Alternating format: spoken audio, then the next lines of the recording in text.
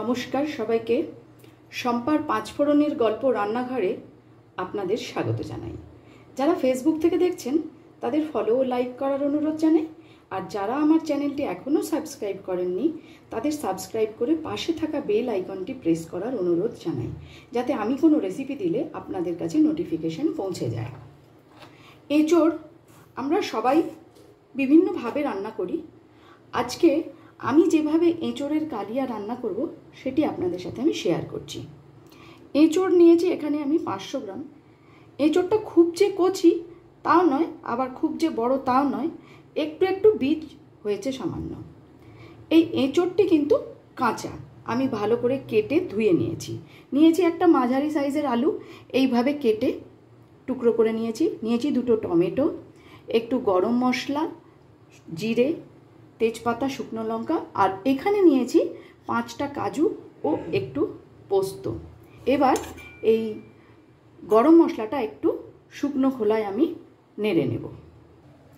কড়াইয়ের মধ্যে আমি এই গরম মশলাটা দিয়েছি গরম মশলার মধ্যে একটা বড় এলাচ, 2 টুকরো দালচিনি, 2টো এলাচ, একটা লবঙ্গ আর কিছুটা গোটা জিরে। এটা একটু ভালো করে তেলে নিয়ে এটা আমি বেটে নেব জল দিয়ে, শিলে, শুকনো নয় কিন্তু, আমি এটা জল দিয়ে বেটে নেব। কখনো একবার এইভাবে এঁচোড় বানিয়ে দেখবেন, দারুণ স্বাদের হয় খেতে। এঁচোড়টি কিন্তু কাঁচা, আমি কিন্তু আলাদা করে এঁচোড়টিকে সেদ্ধ করিনি, এই কাঁচা অবস্থাতেই আমি এটাকে রান্না করব। মশলা ভাজা হয়ে গেছে, এবার এটাকে আমি শিলে বেটে নেব, ঠান্ডা করে বেটে নিচ্ছি। কড়াইয়ের মধ্যে দিয়ে দেব আমি কিছুটা সর্ষের তেল। এবার এঁচোড়টাকে সামান্য একটু ভেজে নেব। এটা একটু রিচ হবে কিন্তু অদ্ভুত সুন্দর লাগবে খেতে। তেল গরম হয়ে গেছে, এই তেলের মধ্যে আমি এবার দিয়ে দেব এঁচোড়।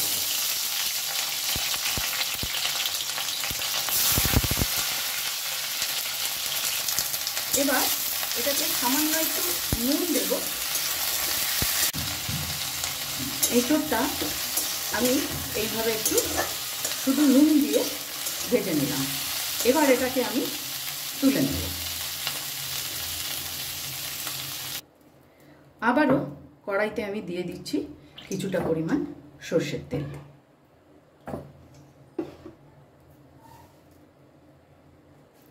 তেল গরম হয়ে গেছে, তেলের মধ্যে দিয়ে দিচ্ছি আমি তেজপাতা, শুকনো লঙ্কা, আর দেব সামান্য একটু গোটা জিরে। ভালো করে এটাকে আমি 10-15 সেকেন্ড ধরে একটু ভেজে নেব।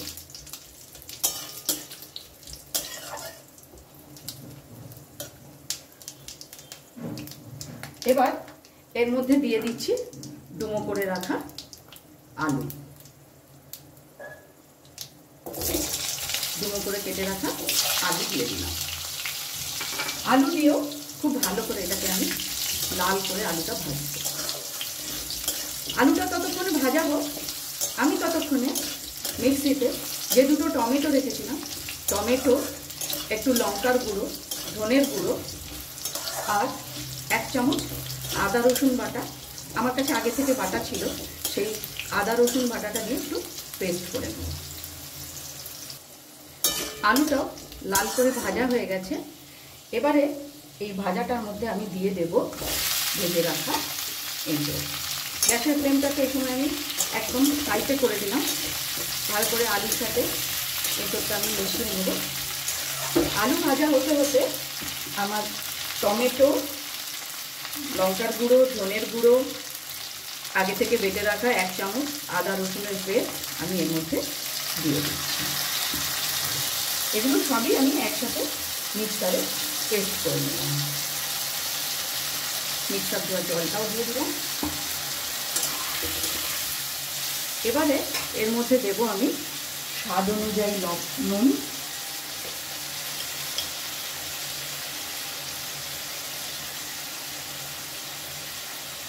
আর দেব হলুদ।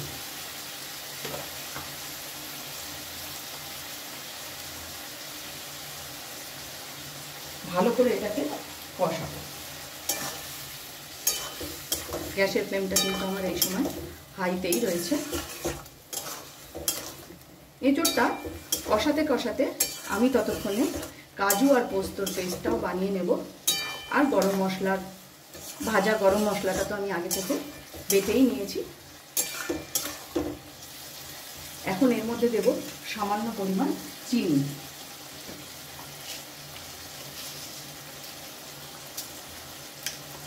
এবার এটাকে ভালো করে কষতে দেব। 2-4 বার নেড়ে দিয়েছি এটাকে আমি। আবারও একবার ভালো করে নেড়ে গ্যাসের ফ্লেমটাকে একদম লোতে করে এটা আমি চাপা দিয়ে দেব মিনিট 3 জন্য। 5 মিনিট হয়ে গেছে। এবার দেখে নিই কতটা কষানো হলো।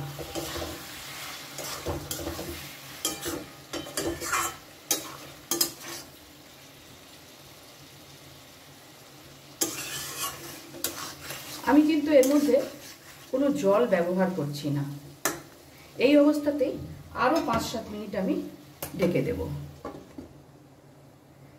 আবার 5 মিনিট পর আসছি। 7 মিনিট মতো হয়ে গেছে। এবার ঢাকাটা একটু খুলে দেখে নেব। ভালো করে এটা আর একবার একটু নাড়াচাড়া করে নেব। দেখে নিই এঁচোড়টা কতটা সেদ্ধ হয়েছে। এঁচোড় সেদ্ধ হয়ে গেছে আর আলুটা সামান্য একটু বাকি রয়েছে। এমন অবস্থায় আমি এখানে দিয়ে দেব যে পোস্ত আর কাজুর যে পেস্টটা আমি বানিয়েছিলাম সেটা। এই পোস্ত ধোয়া এই ছোট্ট বাটিটার জলটুকু দিয়ে রাখলাম। এবার ভালো করে এটাকে আমি মিশিয়ে নেব।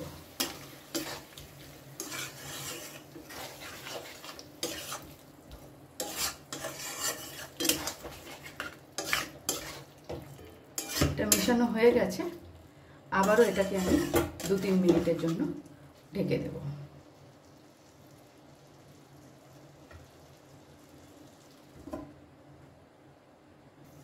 3 মিনিট পর ঢাকাটা একবার খুলে নিচ্ছি। দেখুন এর ওপর দিয়ে কি সুন্দর তেল ভেসে উঠেছে। আমি কিন্তু মোটামুটি জলের সেরকম ব্যবহার করিনি। শুধু মিক্সার ধোয়ার জল এবং এই কাজু আর পোস্ত বাটা যে জলটা ছিল বাটির সেইটাই শুধু ব্যবহার করেছি। আলু এবং এঁচোড় দুটোই ভালো মতন সেদ্ধ হয়ে গেছে। এই মুহূর্তে আমি দিয়ে দেব বেটে রাখা গরম মশলা। গরম মশলাটা কিন্তু খুব একটা আমি মিহি করে বাটিনি, একটু দানা দানা মতন রেখেছি। এটা দিয়ে ভালো করে এবারে আমি মিশিয়ে চাপা দিয়ে দেব।